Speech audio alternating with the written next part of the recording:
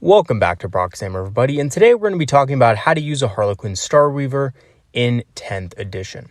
So the Starweaver is the Harlequin transport, pretty well known for being quick, fast, and easy to maneuver.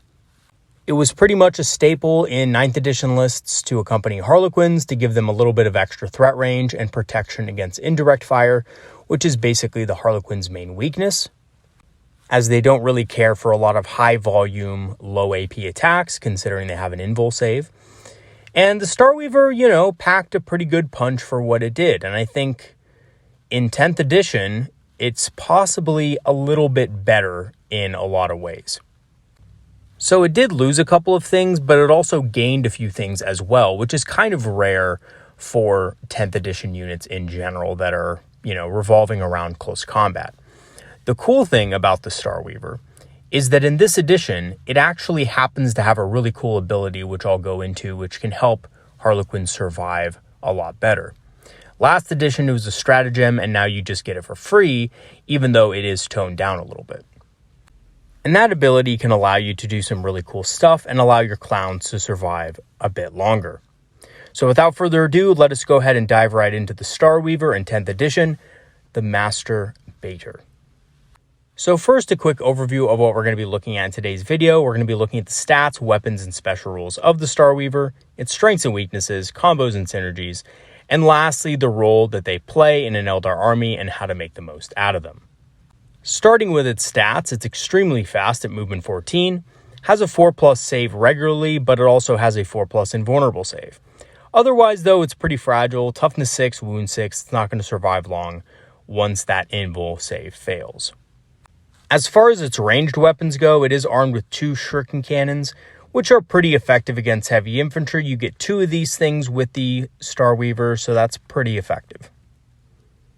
However, its melee weapons are absolute trash and worse than a Viper. So the problem with the melee weapons of the Starweaver and Voidweaver and things like that in the Harlequin roster is that they have strength 3. And yes, they hit on a better ballistic skill, but basically, instead of just hitting on 4s and getting strength 6, you're swapping out the strength for, a little bit more weapon skill on attacks. And that really sucks because that means that their tank shock is going to be considerably worse. So unfortunately, tank shock isn't really an option with these, as it is with things like the Viper, the Falcon, the Wave Serpent, etc. As tank shock gets more dice per the model's strength characteristic. So because the strength is low, you're not going to get that many dice to try to fish for mortal wounds. As for its abilities, it has the Fire Index 6 ability, so it can shoot the weapons of its passengers. Keep in mind that means that the Starweaver itself is shooting, not the Harlequins. Also allows Harlequin units that are unengaged and within 6 inches at the end of the fight phase to embark within it. And this is a really cool ability. It is something that the Venom has from Dark Eldar, and it's just a great way to keep your unit alive after it's done doing its job. As far as its transport capacity, it can transport 6 Harlequin infantry models, which is just enough for a troop of 5 and a troop master or other character. As for its unit composition, you get 1 of them. They're equipped with 2 shuriken cannons, and they only cost 80 points, which is very cost effective for the package that you get. And lastly, as far as their keywords go, they have the smoke keyword, allowing it to use the smoke screen stratagem for stealth and cover, which is pretty decent. Cover isn't bad. It gives them a 3+ save against things with AP nothing. And stealth is -1 to hit. So if you really do need this thing to survive against something, that is an option. It also has the fly and is a vehicle. And it is also a dedicated transport, which means you need to start the game with the unit inside of it. Okay, so what are the strengths and weaknesses of the Starweaver? So its strengths are it's fast and has a small profile. It's a very small model. It's about the same size as a Venom. It has a 4+ invul save, which makes it a little bit more durable than it should be. It has solid range damage for the cost. It has 2 shuriken cannons for 80 points, which isn't bad. And lastly, the ability can save units from certain death, and if used cleverly, can also do much more. It can move units across the battlefield and put them in better strategic positions. So remember, you can use it on models anywhere within 6. Them embarking within the transport is technically a 6-inch movement. And then, of course, they disembark 3 inches the next turn. So essentially gives them 9 inches of extra movement in a certain direction. So that is very cool. And if used correctly, very useful. As far as their weaknesses go, they're very fragile once you fail a save. They only have 6 wounds. So if anything, halfway decent gets through it, a last cannon or anything like that, has a decent chance of just killing it outright. And it's also very weak in close combat, and its tank shock is extremely bad due to its low strength, which is a real shame because technically you would want to use these things for tank shock, but because they have close combat weapons and they don't use the whole of the vehicle, unfortunately, they're not going to be able to be as strong. As far as their combos and synergies go, they do give melee units extra threat range due to their disembark.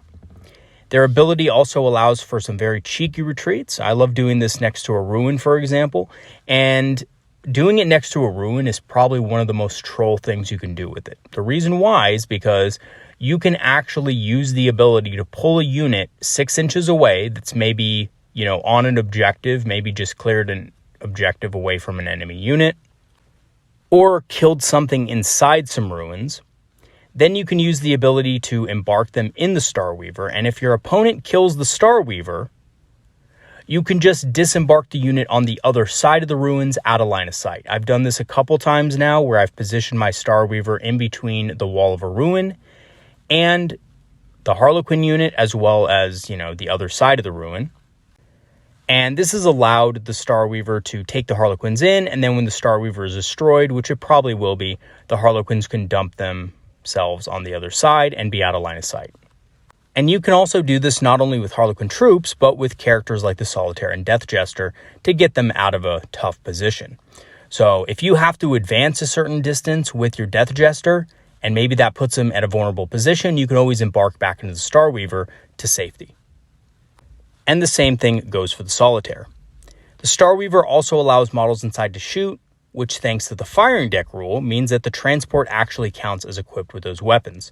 So you can cast Guide on the Starweaver, and not only are you rerolling the shuriken cannons, but you're also rerolling all the weapons that it shoots from this unit inside, which means fusion pistols and neurodisruptors typically. And yeah, that's probably not the best use of Guide, but if you really do need something dead and the only thing you have in the vicinity is a Starweaver, it may be worth it. Okay, so what is the role of Starweavers in an Eldar army, and how do you make the most out of them? So Starweavers are a fragile budget transport for Harlequins that lean more towards utility rather than raw damage, but their damage is pretty respectable as well. It's surprisingly durable for its low cost of 80 points, and again, with the 2 shuriken cannons, it also packs a bit of a punch. Its ability is especially useful at helping your unit survive after destroying their initial targets. And I can't stress how often this came into play when I was running my all Harlequin list. And yeah, it won't really matter too much if you're just running a craft world with 1 Starweaver in it maybe, and the Starweaver dies, you're not going to get so much use out of it. But when you're running 5 Starweavers in your list, which is what I'm running in the current Harlequin army that I'm using, and just think about this as well, right? I gave you guys an example earlier of being able to shuttle a unit from doing its job, wherever it is on the battlefield, to the Starweaver, and then if the Starweaver is destroyed, you could just move them to the other side of a ruin, blocking line of sight. However, you can also use this in the early game to get extra movement. So you can basically have a Starweaver that maybe has something in it like a Death Jester and a Solitaire, and I use this several times. Basically, you dump out the Death Jester and the Solitaire, and they do their own thing, and then another unit within 6 inches of the Starweaver at the end of the turn can embark within, and then hopefully it survives, and then next turn you can disembark 3 inches. So you're basically getting additional movement out of a unit that's already moved, if that makes sense. So if you had to move a Harlequin troop up the battlefield, and you had a Starweaver that could, end its movement within 6 inches of that troop or of that unit, then you can basically give that unit extra movement at the end of your turn, which is really helpful. And it makes your army a lot more maneuverable than you would initially think. Okay, so in conclusion, the Starweaver is a fantastic transport for the cost that packs a reasonable punch and is relatively survivable. Its ability can be used in some really clever ways to not only extend the life of your units, but also give the unit extra movement in some cases. So yeah, I think this thing is built for utility, right? It's built to be able to be used in unique and clever ways in order to get more movement, or of course, save your units from sure destruction. And while it may not pack the punch that a Falcon does, I know a Falcon certainly does a great deal for the unit that's inside of it, so allowing it to reroll wounds is very powerful. Being able to pull a unit back into it, or being able to give a unit extra movement is also very strong and something you have to consider. Also, it's much cheaper. It's only 80 points. You can pretty much afford 2 of these things for every Falcon you take on the battlefield, which is also something to consider. It is a budget option, but for the cost, it is very effective. And again, while it may not have the heavy weapons of the Falcon, it does certainly pack a punch for its cost, and its utility is absolutely unparalleled. All right, everybody, that's going to be it for today's video. Thanks for watching. Thank you to all my patrons and supporters who have helped the channel over the last months. Your support is greatly appreciated. I will leave the link in the description for you guys. If you do want to become Patreon members, free trials are activated, which means you get free access to our Discord community, which is a community of Eldar players that like to talk about strategies, tactics, and of course, hobbying with other Eldar enthusiasts. I also have a channel store page for those of you interested in picking up some Eldar-inspired apparel to show off at your local game store. There's a lot of Craft World-inspired stuff and also Aspect-inspired stuff as well. You can go ahead and check out the link in the description. All right, everybody, I know this was kind of a short video today on the Starweaver, but I will be back tomorrow with more Harlequin content. I will see you guys next time. Have a great week, everybody, filled with great games, and I'll see you later. Have a good one, everybody. Peace out.